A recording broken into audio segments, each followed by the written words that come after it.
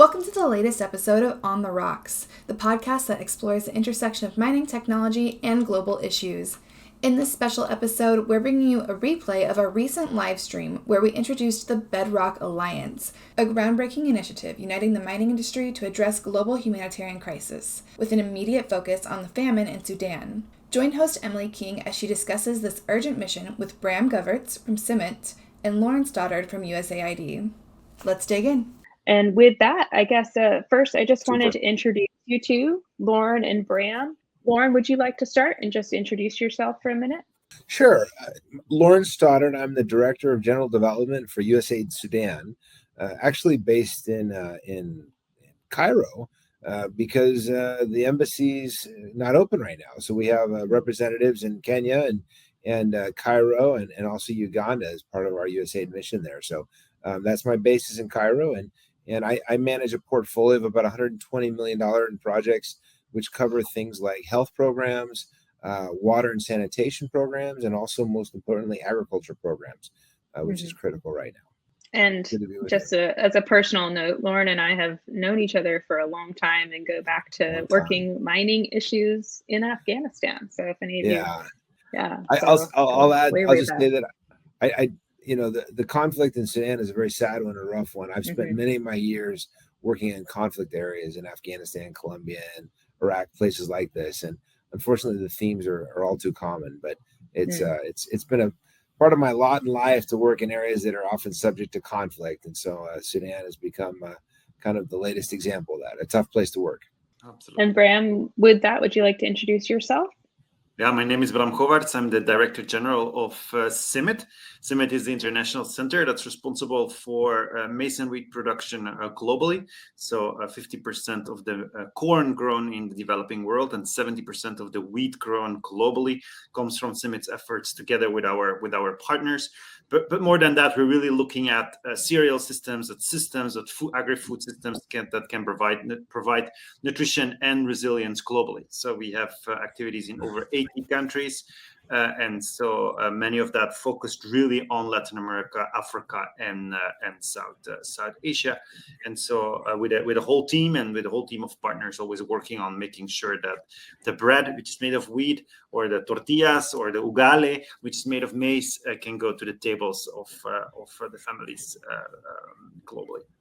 Such a fascinating mission on both your parts. And I just wanted to provide a little bit of context for folks as to how this webinar got put together, because it might sound like a strange topic for Prospector to be hosting and for a mining AI company to be encouraging folks to help with the crisis in Sudan. And really it's all about relationships, right? And the interconnectedness of the world. Loren and I were catching up and talking about things as friends, and what are you working on? What are we doing? Those types of topics. And when he was explaining to me some of the work that needs to be done in Sudan, he was like, and Loren, I don't want to speak for you, but he was kind of like, how can we get the mining industry involved in these topics? Yeah. Right. And so that led to a fascinating conversation where we were talking about the fact that Sudan is not a country that's known for large mining companies being present. There's not a direct kind of tie in with corporate social responsibility or ESG efforts from the majors. So you don't have a company that's really incentivized to help with some of these issues because they've got a mining license there, right? It's a country where the industry really needs to get involved because it's the right thing to do. And because we're people and we're humans and we're all connected globally. And as part of that conversation, I was like, Loren, we've been doing some cool work with Prospector data with a group called CIMMYT that people wouldn't really think about, trying to look at where companies are developing mining projects and how can they develop agriculture in a sustainable way around. And he's like, wait, Bram? I'm like, yeah, he's been on the podcast. And he's like, that's who we're working with in Sudan.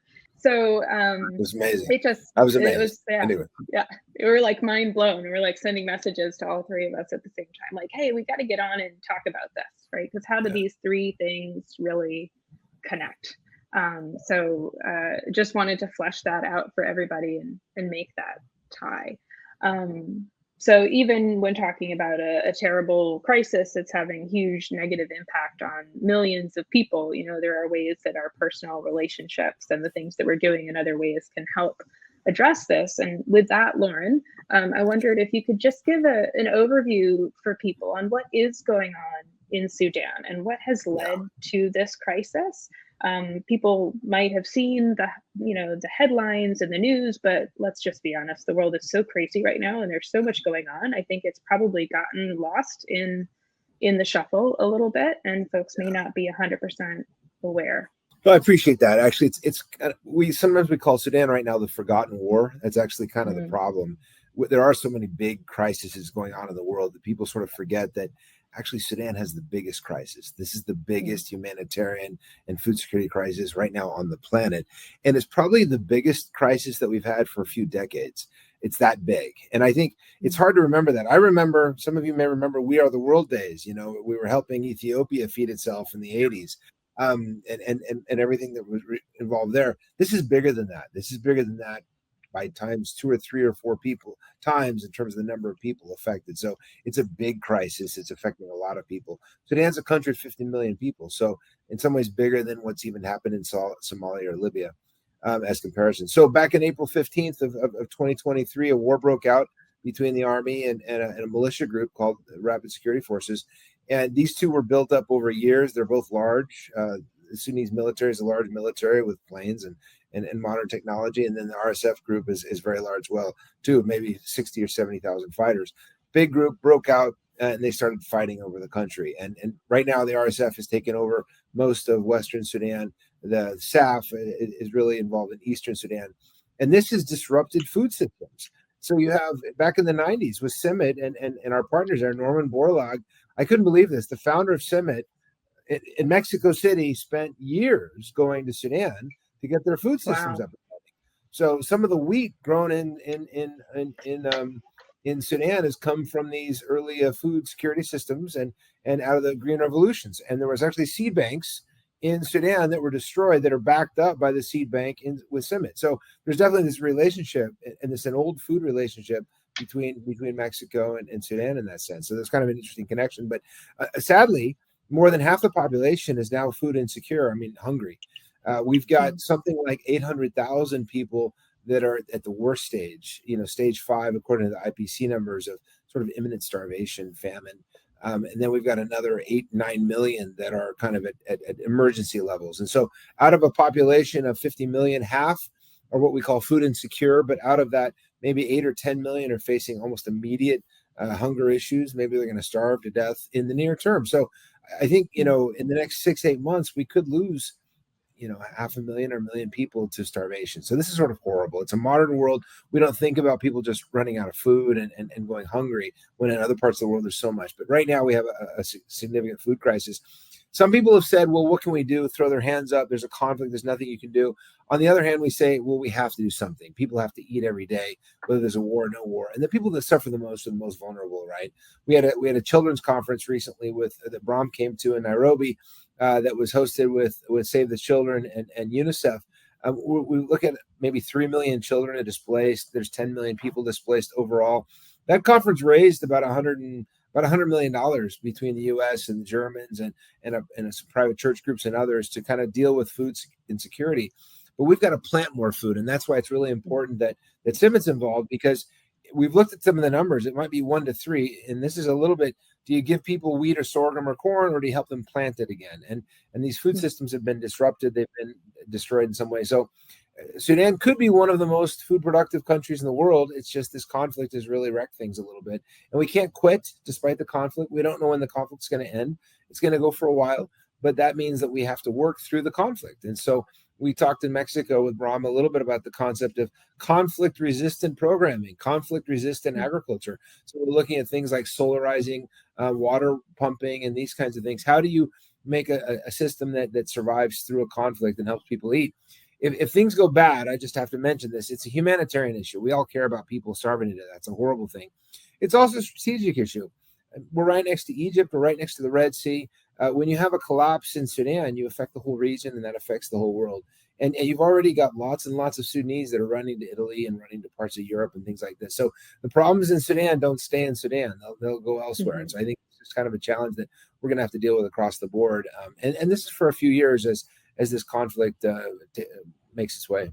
Thank you, Lauren. Yeah, I mean, it's such a crisis on a massive scale. I think sometimes it's hard for people to even Yes. conceptualize that many million people, right, at this stage. And I know part of what I was fascinated by when you and I first spoke about it is this focus on resilience, right? And there is an immediate response. There's literally like delivery of food to people, but then there's how to recreate more resilience in these conflict areas. Right. And Bram, I wonder if you could talk a little bit about what CIMMYT's doing from that perspective of this resilient agriculture that will hopefully create food supplies, locally for folks as this continues. And I was actually saying, it brings me back to the other seminar we had together. And back then it was another conflict. It was the Ukraine war, where we realized how connected the world is. And so actually CIMMYT as being responsible for wheat, of course, that was a big wake-up call for the whole community of saying that the wheat supply system is really, really fragile. And it was in that context that not only for wheat, but same for maize, for maize corn, for other cereals. So actually we were working in Sudan with a coalition of NGOs to rewire, let's say, the food production system. And that happened when the war, and then the war broke out. So actually the challenge for us was, can we pivot and can we activate that network? And that network is comprised of international organizations like CIMMYT, who's catalyzing the network, who's also injecting the network with knowledge, with new varieties, with new farm practices. But we also have, for example, CIP, which is the International Potato Center, or we have ICRISAT, International Center for International Crops, ILRI, which is the International Center for Livestock. So they bring a lot of knowledge, they bring a lot of technology, a lot of innovation. And then, of course, we have last mile delivery partners, the INGOs like Mercy Corp, Samaritan Purse is a local NGO, but also Vétérinaires Sans Frontières or Vets Without Borders, the World Vegetable Center, all coming together with some local NGOs. ADRA is an example of that, or Near East Foundation.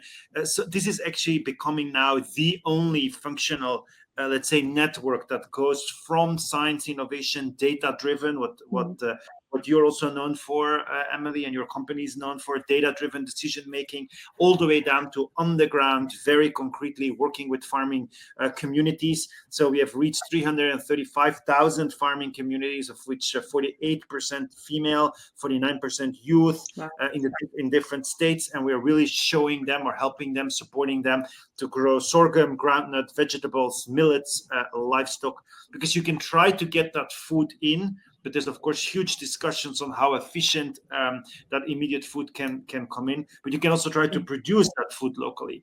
And as Loren was saying, there's a lot of internal migration happening. So you have a lot of internally displaced people who are now concentrating in areas where maybe before there was not such a big demand for food. But but those people are not there because it makes sense from a urban or from it now makes sense with very different parameters, which is it's a safe place to be. So people concentrate, markets are shifting. So we're trying to respond and help also farmers to respond to those markets. So it is really about direct agricultural investment, while we also facilitate, of course, the delivery of aid. And some of that local production will become part of the aid delivery channels, right? It will be picked up by World Food Program. It will use some of the UNICEF programs. Will use those locally produced food. That locally produced food, of course, at the same time will increase and will prepare for resilience also for the future. And there's very encouraging stories of women-led, female-headed household efforts that CIMMYT and the team has been supporting. And so, for example, one of the big elements is the vaccine. So vaccinating many of livestock so that they can survive instead of the livestock dying, and can actually produce those local products. But also hectares and hectares. Just recently, very beautiful pictures from the new Halfa scheme, which was not a very productive area. Now over 7,500 hectares of sorghum is coming up as we speak. It is growing there as thanks to those interventions. And the same, over 5,800 hectares of groundnut were planted in that same scheme and can be harvested very, very soon, and then go into those those food supply change, those new markets. But of course, we want and can and have to do much more, and I think that's what this conversation is about. Yeah, because I think, as we've chatted, the three of us before this call, in a way, so much of agriculture and food supply is tied to the mining industry, right? It's not something that people think about, but phosphate and fertilizer is directly tied to mining companies and the products that they deliver and put into our kind of supply chain. But also for any of you out there that work in like the remote sensing or the geophysics space, like there's such capacity to do water exploration or water management assistance with the same tools that we use in mineral exploration, right? And I think that's just something where I don't know if either of you have any other ideas on kind of how this connects in. So sadly, mining is the center of the conflict. And it's kind of an ironic thing, Emily.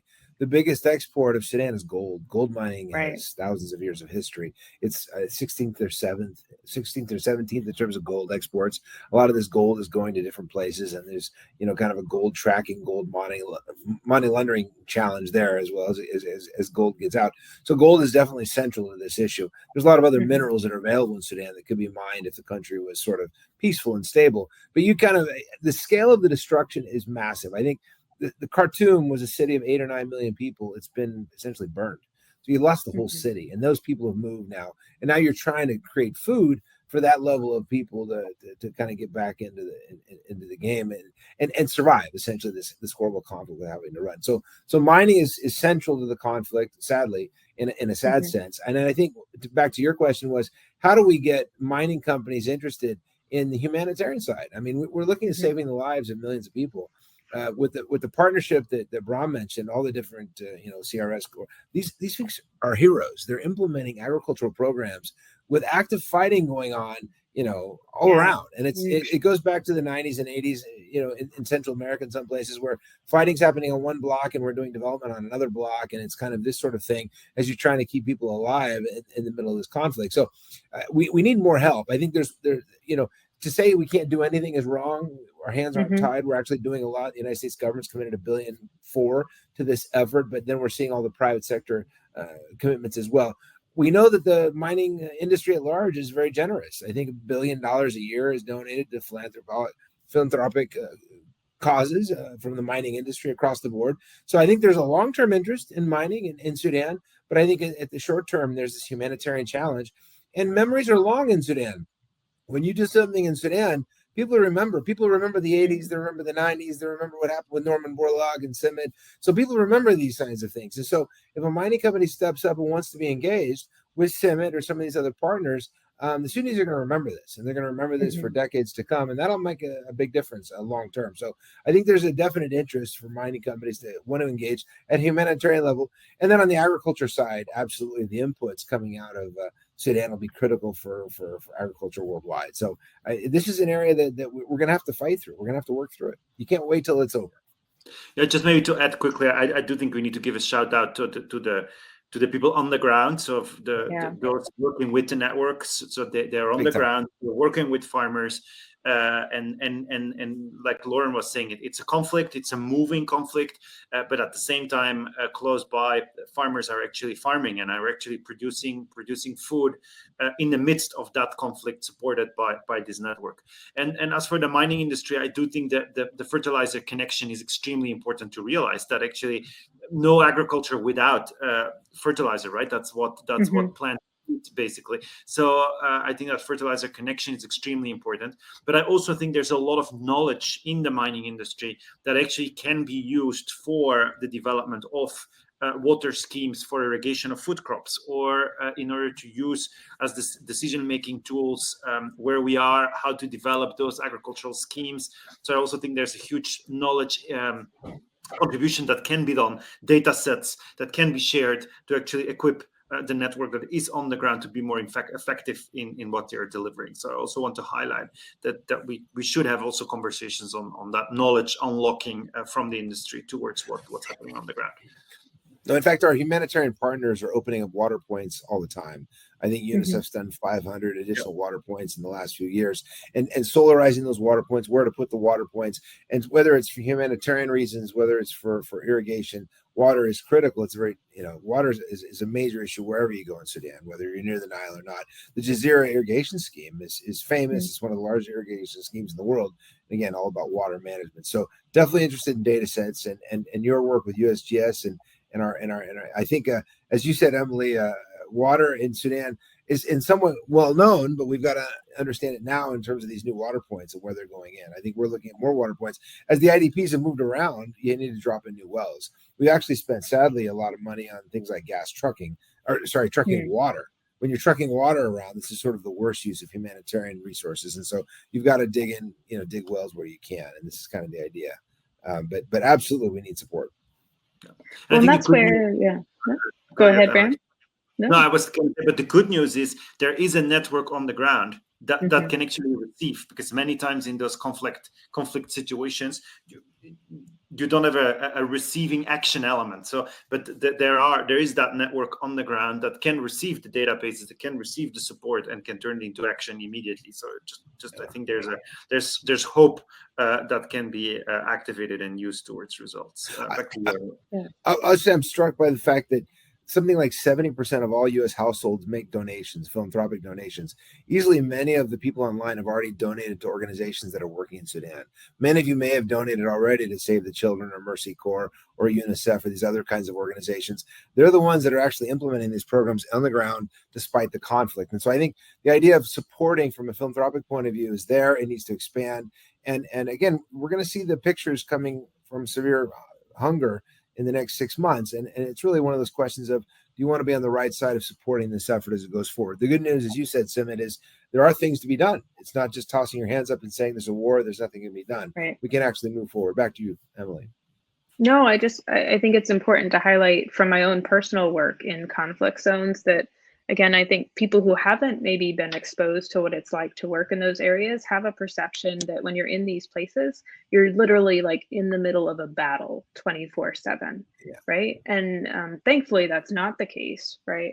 I mean, it's still incredibly dangerous, and there's such tremendous negative impact to people's lives, but people still wake up every day. They try to send their kids to school. They try to go to work. They try to create some semblance of normalcy. They try to go and, tend to their fields and do what they can to provide for their families and their children, right? And that's where I think what's so special about what we can do together is there is a network on the ground, and there's already this vetted, structured mechanism, right, where folks that want to participate can come in through what we're talking about today, is the Bedrock Alliance. If you would like to contribute in one of 3 ways, you can do that through CIMMYT. And it's already been structured, and the infrastructure has been essentially paid for and put together with USAID for your individual or corporate contributions to go directly to what CIMMYT and their partners are doing on the ground, right? So it's going directly to plant more crops, feed more people, generate more water for those communities, anything that you would like to contribute. I'm going to throw the link in the LinkedIn chat again. What we're asking you to do today is sign up through this link for what we're calling the Bedrock Alliance. And there are 3 different ways that we believe folks in our community, which I'm certainly speaking to all my friends and colleagues in the mining industry and the larger geoscience community, right? Because there's a lot that can be done if you're not in mining, but you're a geoscientist of some kind, but also just of our friends and colleagues from around the world who may not be tied in any way to that industry, but still want to help. Certainly financial contributions are always appreciated, right? And we've talked, Loren's expecting a $10 million pledge coming out of this one LinkedIn webinar. That's what we're aiming for. So if you've got that many zeros, please definitely sign up at the form. But also I would encourage you to think about what you or your team or your friends can do through in-kind donations. And that might be physical stuff. It might be fertilizer, it might be solar panels, it might be batteries for storage of power, which is something we've also talked about, but it also might be time, right? Maybe you've got the ability to do some work on the data side to help us figure out where the next well should be drilled. Maybe you can help in some way to monitor for environmental impact and what that means for crops and what's going on, right? We as a community have such a phenomenal scientific skill set that really can be brought to bear for this problem set. Maybe your mining company has a huge logistics capability where you've got something of value to add on that front, right? There may be all sorts of things that you do where you can contribute through an in-kind donation of time or goods. And then the third way that you can contribute is we're going to be working together on a citizen scientist initiative, right? To identify ways that through collaborative science, we can have anybody anywhere in the world help out and then also be connected in with the local communities that are being impacted, right? So my favorite like citizen science initiatives out there are always like fun ones like, all right, log on to count penguins in imagery, right, of the poles and like what's going on with the penguin population. My daughter loves that one. But there are all sorts of ways that you, even if you're not a scientist, can become a citizen scientist and contribute to this effort, because it's one of the things I'm super passionate about, that science really can help solve these problems, right? And there are lots of ways for people to be involved in science initiatives as an individual or as a team or a group, however you would like to organize. And I think Jess just put that in the chat for me. So anybody, if you click on that link, you can put your information in and indicate which of those ways you'd like to help, which of you would like to write that $10 million check for Loren.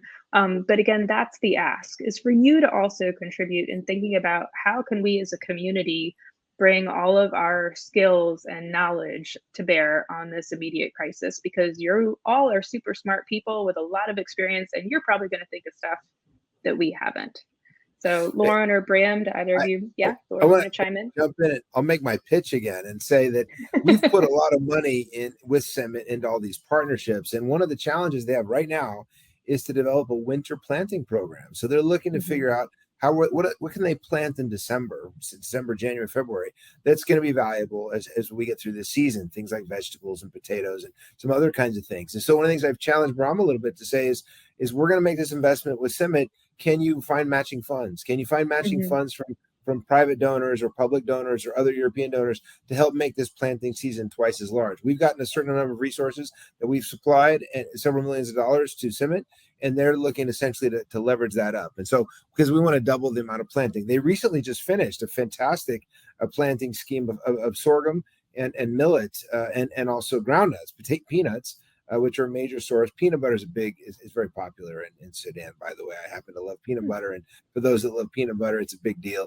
It's part of the basic nutrition basket in Sudan, which I find sort of fun. But anyway, we need to plant more peanuts because it's a major food source there. So that's kind of the immediate challenge. And if folks are willing to jump in with CIMMYT, what's amazing about this to me is that you're building on a legacy of the Green Revolution. You're building on a legacy of what Norman Borlaug and these early scientists in agricultural development worked on. And as we leverage with CIMMYT, we're basically it's a way to expand on what the U.S. government's already paid for. It's an interesting thing, Emily. I'll just say this: you can pay taxes, and I encourage you all to pay taxes. Everyone should pay their taxes. That's a good thing to do. We'd never say otherwise, of course. Everyone should pay their taxes, and then part of those tax dollars get cycled through and eventually become dollars for USAID to invest in places like Sudan. You can also, in some cases, with a 501c3, write tax deductible donations to CIMMYT, and then it's going directly into the programs, and it doesn't actually have to come through the bureaucracy of the U.S. government. Not that I would advocate that, but I'm just saying there's an interesting way to leverage your donations versus what you've already donated or paid as far as your tax bill. So I just wanted to say that we're working in Sudan. We're going to do our best. We're going to work hard on it. But if you can also make a contribution, especially for this winter planting season, it would be huge, and the Sudanese would remember it. So there's a very specific, unique opportunity that we need to get done, essentially planning for December. Yeah. And I would say, Loren, and Bram, this is what I know it's a little jargony, but at least we used to call it catalytic funding, right? Because the infrastructure is already there. There are already existing programs. Your money doesn't even just double, but it's like a catalytic impact on what's being done. Bram, I wonder if you could speak to that, how this is more of an exponential impact if folks join in. No, absolutely. And first and foremost, I wish to thank USAID and the American people through Feed the Future for already making this possible. And what that did was basically the intellectual and the physical and the human infrastructure or network is on the ground. And that has helped us to plant right now crops that will be harvested in a couple of months and will go to the market. The challenge we have right now is what's next. We need to get ready to, after that, actually plant crops in the winter season, because it's no longer enough to just plant crops in the summer season. We really need to continuously set up a continuous flow of food crop and food supply in Sudan. So as Loren was saying, that is the challenge now. The resources available from USAID will bring us through the past cycle and be able to harvest. We just planted. We now need to get ready for that winter cycle. And basically the plan is it's very concrete. It's in 3 states, in Kassala, Northern and River Nile. There's serious, and those are selected states for security concerns, but also for the need to plant there. And so the focus will be now to how do we get plants crops into the ground for the October-March season. We will be working with farmer groups and associations that are already formed. So the investments already made helped us to set up farmer groups and associations, cooperatives, and bring in private sector actors. And now we really want to set up those pivot irrigation systems in River Nile and northern states that are currently not used. And so those facilities could actually open up the potential to plant potato, faba bean, and sunflower. And we would also like to have some vegetables and onions into those schemes. So we're developing the model in order to get those schemes going, and that will include big farmers, medium and small farmers. Smallholder farmers are clustered within providing groups, and also will bring in the private sector so that they can do services and input delivery. And we are connecting to UNDP's efforts that, as they are trying to solarize several of the energy points. So we are definitely connecting to that. And the idea is to also have a vibrant local companies that can be empowered, so that we are already preparing for that next step, because we hope, of course, peace will come very soon, and that we can then activate again the economic tissue. So we want that local entrepreneurship also to connect it to our efforts. And I'll just add that, Emily, I'm glad to meet with any, especially corporate partners that want to work with aid. Sometimes we sign MOUs, memorandums of understanding. Sometimes there's a high level engagement. And if companies are willing to support us in Sudan, that's a big deal for the U.S. government. And it's a big deal that we would happily collaborate on in different ways. By the way, the port's open. Port Sudan is functioning. The recent seed and fertilizer input program that CIMMYT implemented, came through the port. So it's not all bad. Afghanistan never had a port that we could work with. So Sudan has that one advantage. There's a port that we can get things in and out of. There's a relationship north with Egypt. There's also, and about 2 million people have already fled to Chad, to Egypt, and others. We don't want to see the rest of them flee.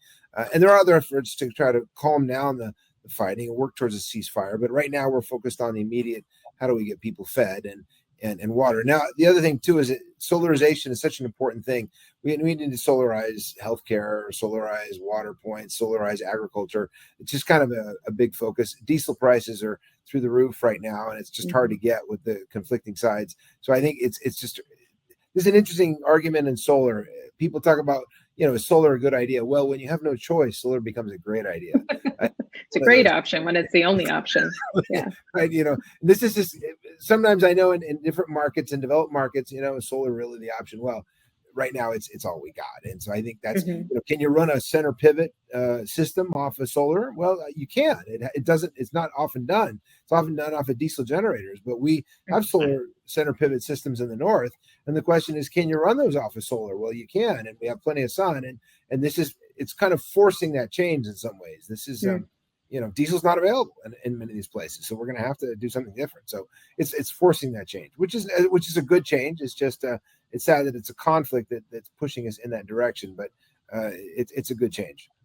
No, I just wanted to add that it's actually about no regret investments, right? So of course we want the conflict to be resolved very soon, but any of these investments are no regret investments. If that happens, it will empower the country even more. Then those investments will be the start of peaceful development.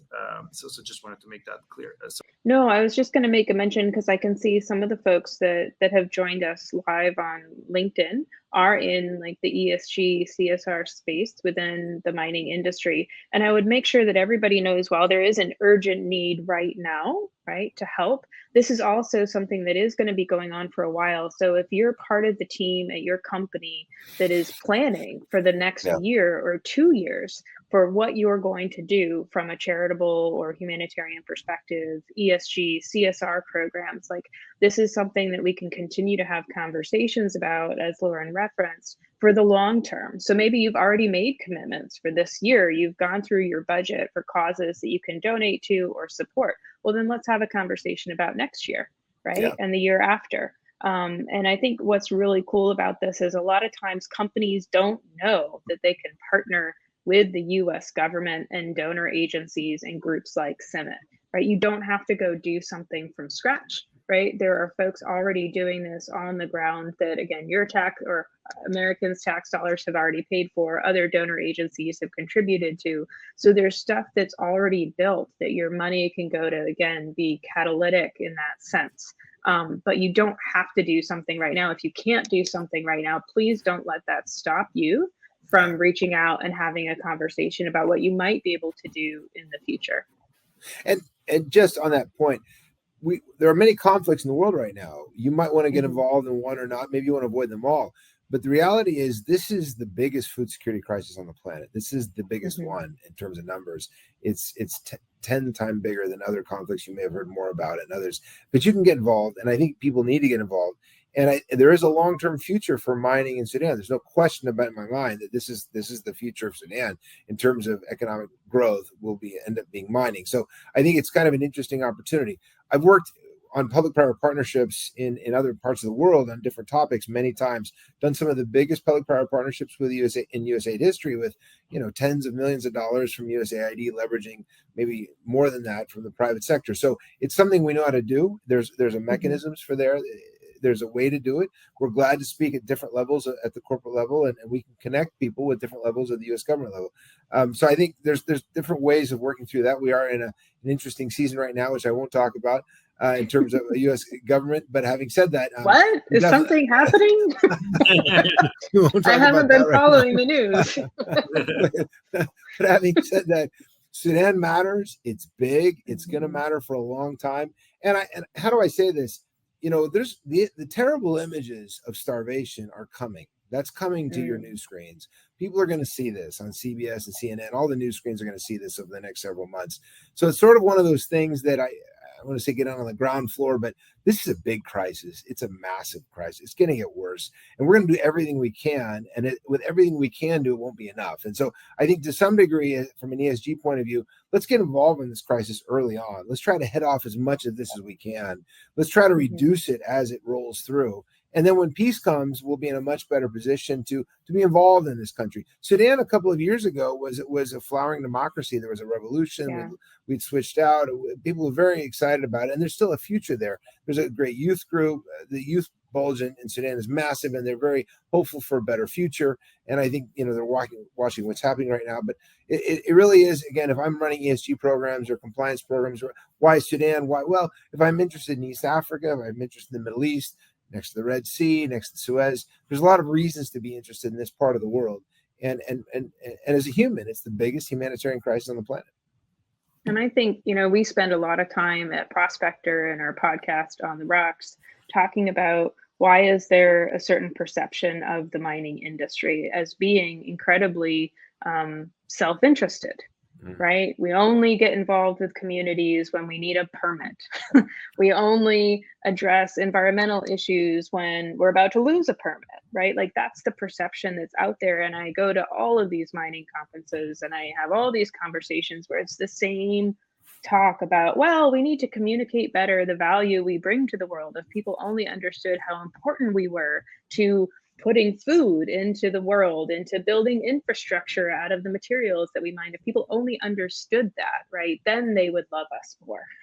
Well, here's an opportunity as an industry to do this because it's the right thing to do. There is no direct self-interest, right, from an existing kind of like investment perspective for anybody. So let's show everybody, here's why we're part of this global community, right? We mine things because we understand as the industry how important this material is to making sure that people can feed their children, to making sure that people can have water to drink and water their crops and, you know, their animals, right? Like, we understand the value of what we do, and as such, we're going to give it as a gift, right, to help with this crisis. It's a unique opportunity for folks in the industry to have people see us as different because we're doing something different, right? Let's try something that we haven't done before. Yeah, Emily, I appreciate the invitation so much. And I'll just go back. Dr. Govaerts is this organization, CIMMYT.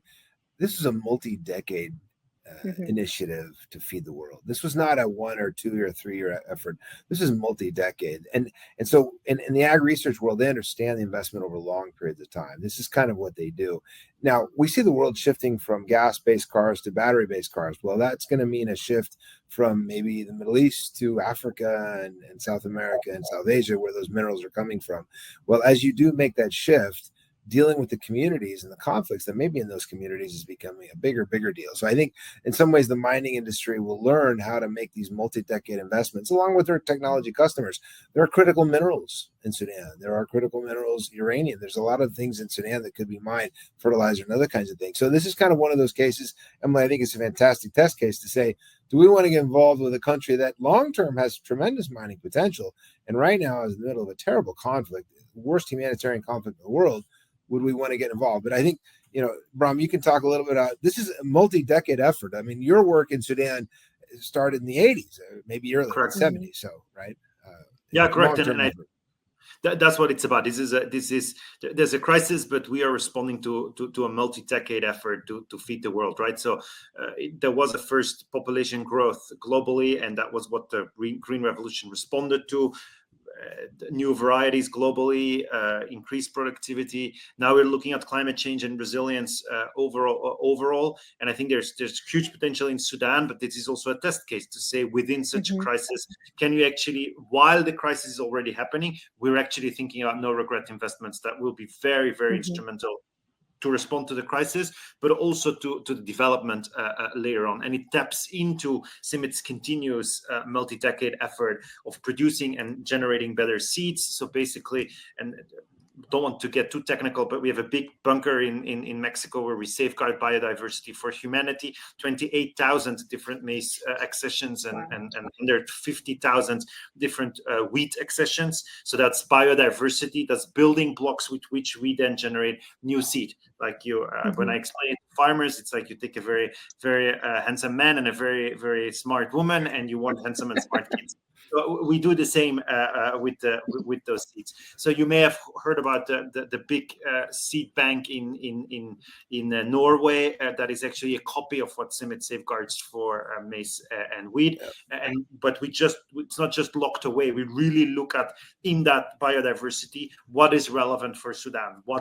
Because imagine if on top of this you have a disease coming in that is wiping out the production. So we're monitoring the diseases in Sudan. We're looking at making sure that those seeds, when handed out, and that's maybe also very important, we're working with those NGOs. So because it's not the same if it's seed from Iowa corn or Sudan corn, right? So also making sure that our partners can do a better job by having the right information and that the distribution of those seed varieties also already have the inherent resistance for the future. For example, what this network is doing on wheat and is doing on sorghum, we're looking at drought-resistant wheat and drought-resistant groundnuts. And so in order to actually already also build in future shocks that will come from climate change.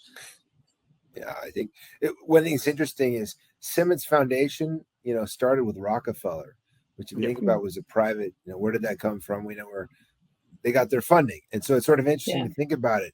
And then if you go visit their fantastic campus where these seed banks are backed up the Sudanese seed banks, you see buildings that were donated by a certain Mr. Gates and maybe a Mr. Slim and some other kinds of things. So there are wealthy donations that have actually contributed to this multi-decade effort to make sure the world can feed itself. And I think, again, Sudan is a microcosm of that challenge. Can we feed ourselves going forward? And sometimes we want to say we want to work when there's no conflict. We want to wait till there's no conflict. Well, unfortunately, conflict tends to pop up all over the world. And so it's just kind of a reality, and it's been part of my career reality, that we're in the middle of conflict and we got to get something done anyway. People got to eat. We got to find a way to get forward. I'll never forget setting up chicken coops in the middle of southern Afghanistan in Helmand, of all places, and flying in chicks and things from Georgia. And despite the challenges and despite what's gone on there, those chicken coops are still producing chicken in southern Afghanistan. And so it's one of those kinds of things where you say, well, we've got to move forward. We've got to move forward. Conflict is reality. It's reality. But we also have to figure out ways to move forward and help people feed themselves. And I think that kind of time dimension is actually something that makes this type of collaboration and partnership so well suited for the mining industry, because all of us working in the industry know, the average mine takes like 15 years to bring into development from a discovery. So all of us that are working to go out and do exploration, build mines, operate mines, we're there for the long haul, right? So let's partner with and support initiatives that are also there for that long-term resilience of the communities and these initiatives, right? We are not an industry that does things poof overnight, right? Despite what I like to call the people that expect a magical lithium fairy to land, right? With a magical lithium supply for battery tech. That doesn't happen, we all know. So it's a great way to partner with agencies and groups that are doing long-term work that supports your long-term initiatives in these locations. Well, Bram, and ironically, the major funder of conflict in Sudan happens to be mining. Right.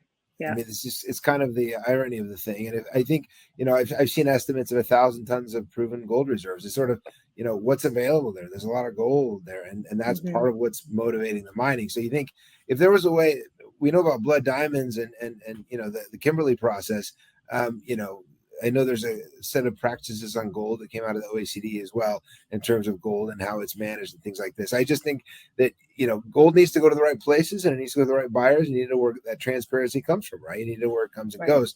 I think that's kind of the challenge thing for Sudan too, is I don't think most Sudanese gold is going to the right places. The official estimates are a certain number. They think the real estimates are 3 times that number. So again, it's a bit of an irony there that the gold is fueling the conflict, and yet we're talking to mining companies, Western mining companies, to say, would you consider investing in the solution, in the humanitarian solution? But when there's a gap, right, and what we would all consider quote unquote legitimate companies won't go and operate in a jurisdiction because of geopolitical risk, physical risk, also legal regulatory risk.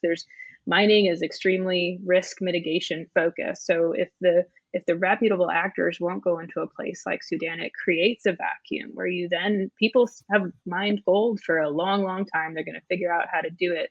So I agree, Loren, it's also an opportunity through a different mechanism, not going in and investing in gold exploration or mining, but building some relationships, better understanding the situation on the ground so that when conditions are appropriate, maybe there's a way to move in and, kind of fill that void with more legitimate actors. I'll give you an example. CRS is one of our partners. Catholic Relief Services is a partner with CIMMYT and others, and they do amazing work in Sudan. And they're working right now, despite the conflict. They're in some of the areas controlled by the militia. And I'll just mention this. That's an example of they don't leave. It's sort of interesting. A lot of investment people leave. Save the Children doesn't leave. Mercy Corps doesn't leave. They work around the fighting. It's sort of unbelievable. It's scary how they do what they do. And I'll give you one example. It was interesting to me in Helmand or in Afghanistan. We were working with CRS similarly, and when Pope John Paul II died, the Afghan neighbors all brought CRS gifts. And it was one of those moments when there was no proselyting. They weren't religious in their work, but everybody knew, and they knew about the help that they got. And when there was a major shift in leadership, the neighborhood responded. So I think that's kind of an interesting thing to think. That happens in Afghanistan. It happens in places like Sudan. When you help people that really need help, and you don't need to help them, you don't have to. There's nothing obligating you to. There's no self-interest. Boy, everybody remembers that for a long, long time. Yeah, and Absolutely. just to complement this, it's that long-term perspective, but it's also CIMMYT's neutral and catalytic perspective, right? In the sense that if you're in conflict, you still need seeds for wheat, corn to plant, and it still needs to be seeds that are not devastated by diseases out there. So on the one hand, on the other hand, we are working with the Sudanese, like we did with Syria, for example, to safeguard their biodiversity in our gene bank, so that when the conflict is over, we can actually send that biodiversity back, because we don't realize, but biodiversity is also destroyed in the conflict. So we're safeguarding some of that. And CIMMYT continues to work wherever there are conflicts. We continue to distribute those seeds and working with the local research organizations and local organizations. So I think that combination that we have right now with CRS, Mercy Corp, and others, but also the knowledge partners, is really a very powerful. And it's a bit of it's also a setup that we're monitoring. There's a clear monitoring and evaluation dashboards. There's clear accountability, but also the setup per se is a learning space that I think is going to give a lot of insights for other conflict areas later on to set up very similar networks. I want to make a shout out for cold storage, by the way, Emily. This is an issue that we always need, is cold storage. Yeah. Health programs depend on it. Food programs depend on it. And vaccine programs. One of CIMMYT's big success stories recently was vaccinating about 5 million animals. And it's sort of amazing how many animals were vaccinated. It's an army of vet techs. We love veterinarians. Veterinarians go places that nobody else can go. Everybody loves vets and vet workers. It's sort of amazing. People love their animals. They depend on their animals. That's where you go, in these markets when you're in trouble. And so anything related to animal health is very welcome. We're always interested in supporting the vets and vet techs, and that was a big plus for us in Afghanistan as well. But it's been huge for us in Sudan. And just a shout out to the vets and they always say they have a harder job than doctors, because doctors deal with one kind of animal, and the vets, of course, deal with everything. And that animal can talk. You can tell them. So, major shout out to our vets and vet workers. Well, I think just to wrap up, I mean, again, huge shout out to everybody that's already involved in this crisis, the teams that both of you are working with on the ground and in the background, because I know there's also an army of people making all of this happen as well, who aren't literally there on the ground, but are putting their hearts and souls into, making a difference in this crisis. And just a reminder to folks, like all we're asking you to do today is sign up for that Bedrock Alliance and indicate how you would like to support. And I would say that while this is the crisis that kind of pulled us together to talk about this topic, the objective here would be to identify a model, right, by which the industry can come in and help participate and address issues as they come up in other areas. So I know a lot of the comments that I've seen are, again, we've got a great global participation here, folks chiming in about needs in other countries, different types of needs, educational support, right? There's a lot of different things that are needed. And I think a big part of what we need to do, at least as a mining industry and geoscience community, is just figure out who wants to help and what can they help with, right? So that we can match make folks accordingly. So do you have money? Do you have something that you could do in kind from a scientific or data perspective or physical material? Or is it your individual friends and colleagues that want to help participate from a citizen scientist aspect? Those are, again, the three that we've come up with and that we've asked you to consider saying that you're interested, but we would love to hear your thoughts and your feedback. So please just go to that link and register, and we'll continue to have these conversations, and we'll of course be following up with what you can do specifically with USAID and CIMMYT in Sudan, but it won't be the last time you've heard from us. No, and maybe just say that we're willing to work with you. Sudan may be a long ways away. These giant organizations, institutions, we're willing to work with you. I've worked with all kinds of public and private partners, hundreds over the years, and there's different ways we can work together. Mostly what you need is someone who has a bit of a commitment and an interest to kind of get involved. And with that, we start with that and then figure out where it goes. So I think, Emily, your initiative here with the Bedrock Alliance is fantastic. I've seen other kinds of alliances like these. I think this is an amazing way to go. And I think it's something that in some ways, I think the mining industry, as we move into the green revolution years, green revolution as instead of the new green revolution, essentially, of green energy revolution, we're going to need this kind of collaborative effort across the board in all these countries. I mean, there's a lot of countries where mining minerals come from, and this is where CIMMYT works. So the combination of ag and mining and conflict resilient agriculture is going to be there in Sudan and in lots of other countries. And on that, CIMMYT has developed a methodology to what we call integrated agri-food systems initiatives. That is a methodology to map out what the different contributions can do with a strategic plan, with a tactical plan. We have that for Sudan, but as Loren was saying, we also have that for many other countries. And Emily, really thanks for keeping this conversation going. This is amazing how in short record time we brought together. So thanks a lot for your efforts. Thank you very much. Thank you all. And thanks everyone again for joining us. And if anybody knows folks that they think would like to hear this conversation, maybe folks within your organization or your company, this will be in a few minutes. It'll be replayable on LinkedIn. So you can just send the link to folks also if they couldn't join us live, but somebody that's just got to hear this conversation and that they'd be interested. Please do share it, even if that's all that you could do today. So thank you everyone. And we look forward to following up. Thanks so much. Appreciate it. Bye-bye. Thank you, Loren. Thank you, Emily. Bye-bye. Thank you all for tuning in and listening to this important conversation. To learn more about how you can get involved with the Bedrock Alliance and support efforts to address this crisis in Sudan, please visit www.prospectorportal.com/bedrock-alliance-Sudan. Together, we can make a difference. And don't forget to follow Prospector on social media to stay up to date on further initiatives, industry data, mining news, and more. Join our community and be a part of the conversation shaping the future of responsible mining.